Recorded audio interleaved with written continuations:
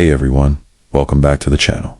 Today, we're diving into the contingency argument, one of those philosophical proofs for God that's supposed to be airtight. On the surface, it sounds logical, but when you really dig into it, there's a fatal flaw that undermines the whole thing. In fact, the best explanation for existence isn't God at all. It's that the universe, in some form, has always existed. Let's break it down. The contingency argument in a nutshell. The contingency argument is a version of the cosmological argument, and it goes something like this. 1.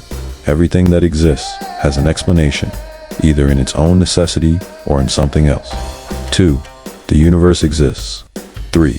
The universe doesn't exist necessarily, so it must have an external explanation. 4.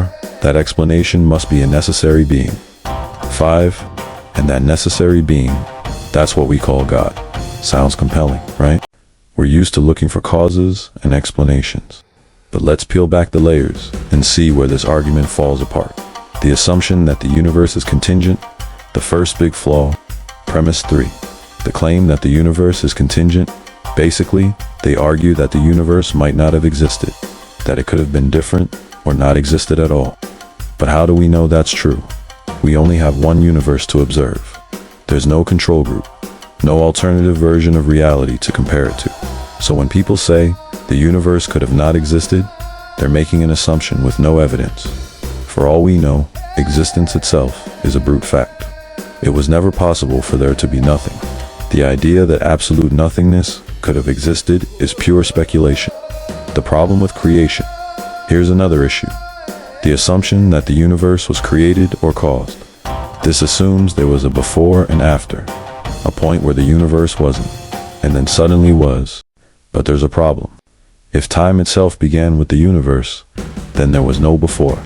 Think about it. Asking what caused the universe is like asking what's north of the North Pole. It's a meaningless question, because causation requires time to already exist. If time didn't exist before the universe, then there was no moment for something to cause it. So when theists argue that something must have caused time to exist, they're contradicting their own idea of causality. The universe has a necessary existence. Now, let's take their argument and flip it on its head. If something must be necessary, meaning it has to exist and can't fail to exist, why assume that's a God? Why not just say the universe itself, or the underlying reality it came from, is what's necessary? Physics suggests that space, energy, and quantum fields might have no true beginning. Some models, like bouncing cosmologies, propose that the universe has always existed in cycles. Others suggest that quantum mechanics allows for timeless states where change can happen without a prior cause. So if something has to be eternal, wouldn't the simplest answer be existence itself? Why add an unproven deity to the mix? The inconsistency of the God hypothesis. And here's the kicker. Theists claim that everything must have an explanation, except God. That's special pleading. A logical fallacy, where you make an exception just to support your argument. If they can accept that something can exist necessarily without a cause, why not just stop at the universe? Adding a God doesn't solve the problem. It just raises more questions. What does it mean for God to exist necessarily? How do we verify that claim? Why assume this necessary being is conscious, personal, or even cares about humans? The more assumptions you stack, the weaker the argument becomes. At the end of the day, the universe is a much simpler, necessary existence than some complex, immaterial, all-knowing deity. Final thoughts. So when we really examine the contingency argument, we see the flaws. It assumes the universe is contingent. Without evidence, it misapplies causality, ignoring how time and existence actually work.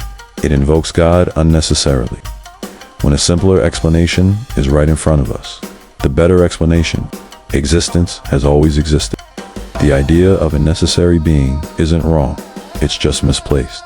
Instead of pointing to a God, we should recognize that existence itself is the necessary fact. Thanks for watching. If you enjoyed this, hit like and subscribe, and let me know in the comments. Does the contingency argument still hold up for you, or do you agree that existence itself is all we need? See you in the next one.